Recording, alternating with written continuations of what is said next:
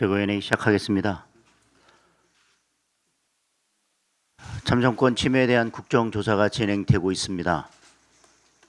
국민적 의혹을 해소하기에 부족하다면 기간을 연장해서라도 의혹을 낱낱이 해소해야 될 것입니다.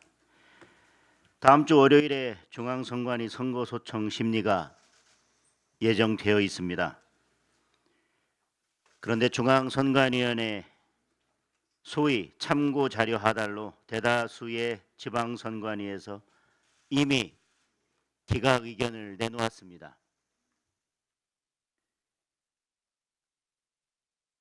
그나마 서울시 선관위는 증거조사 및 법리 검토를 해달라는 이례적인 답변을 제출했습니다.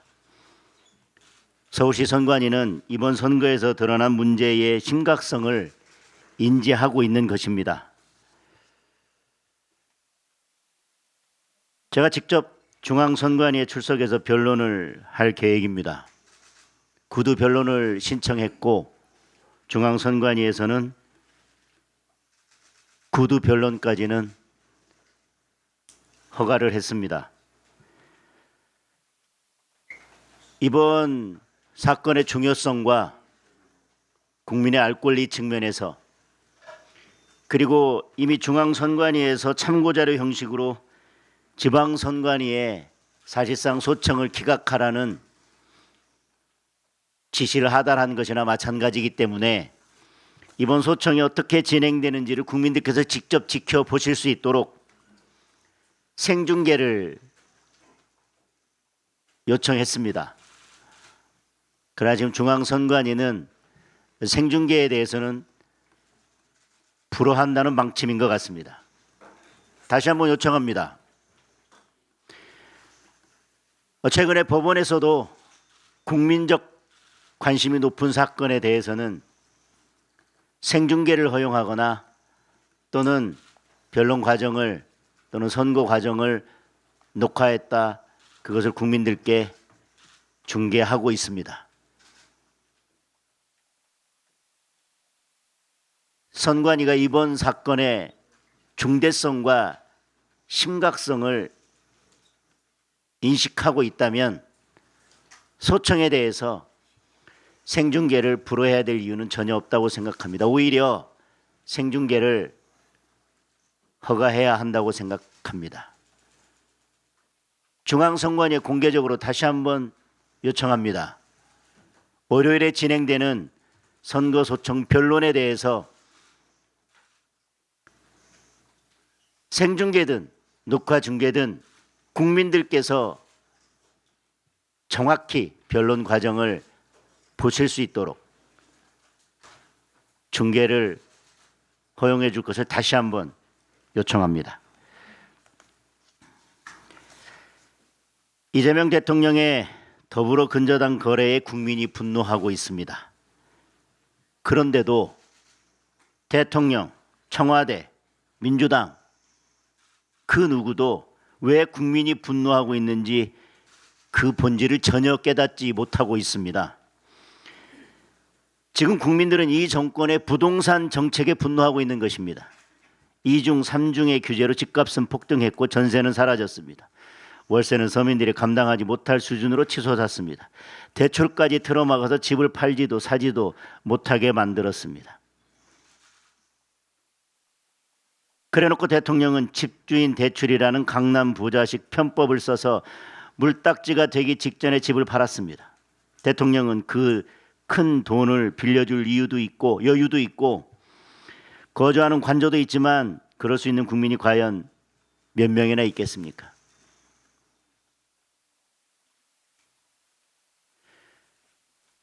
대통령의 이번 더불어 근저당을 보면 이 정부의 부동산 정책이 뭐가 잘못됐는지 그 등기부등본 하나의 모든 것이 고스란히 나타나 있습니다. 그리고 대통령은 그동안 집 가진 국민들을 마귀라 부르며 악마화해 왔습니다.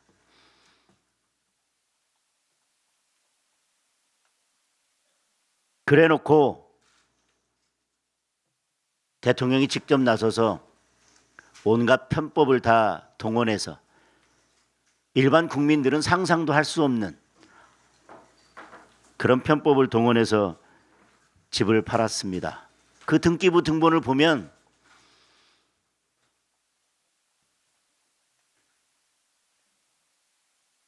나쁜 정보가 다 들어 있습니다. 국세청은 언론을 보니 문제가 없다면서 조사도 하지 않았습니다. 대출 규제 영향을 받지 않는 현금 부자와 사인간 채무 과다자, 바로 2달 전 국세청이 발표한 세무조사 대상입니다. 국세청이 2달 전에 발표한 세무조사 대상 그대로 바로 정확하게 딱 들어맞는 사안이 이 사안입니다. 일반 국민이었다면 세무조사 받느라 몇 달을 탈탈 털렸을 것입니다. 부동산 정책까지 대통령이 직접 나서서 내로남불하고 있으니 국민들께서 분노하시는 겁니다.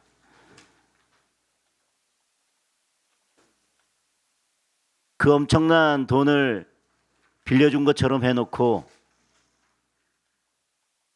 이자를 받을 필요도 없다고 했습니다. 그 엄청난 돈을 빌려주고 이자를 받을 필요가 없는 믿고 맡길 수 있는 매수인이라면 과연 대통령과 어떤 관계가 있는 겁니까? 아무리 입틀막법이 시행되고 있지만 공개적으로 이건 물어야겠습니다. 지금 한간에는 등기부 등본에 나와 있는 매수자와 대통령 간의 관계에 대해서 많은 의혹들이 제기되고 있습니다. 이미 국민들이 그 관계에 대해서 이제 조사를 시작했습니다. 대통령께 묻습니다. 도대체 어떤 관계입니까?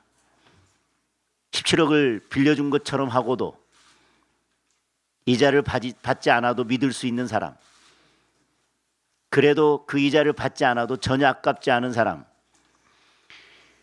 그리고 이 중에 나중에 이게 집이 팔리면 그 돈을 고스란히 갚아줄 거라고 믿을 수 있는 사람, 도대체 어떤 관계입니까? 국민들께서 조사해서 그 관계를 파헤치기 전에 대통령이 먼저 밝히는 게 그나마 최선이라고 생각합니다. 오늘 부동산 토론회가 열립니다. 뭐 굳이 볼 필요가 있겠습니까?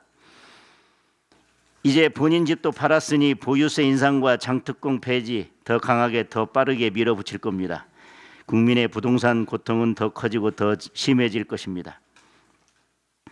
주거 사다리를 걷어찬 죄, 세금 폭탄으로 국민을 괴롭힌 죄, 이제라도 반성하고 부동산 정책의 방향을 완전히 바꿔야 합니다. 보안 수사권 폐지에 관련해서 짧게 한 말씀 드리겠습니다. 우리 국민들 보안 수사권 폐지에 압도적으로 반대하고 있습니다.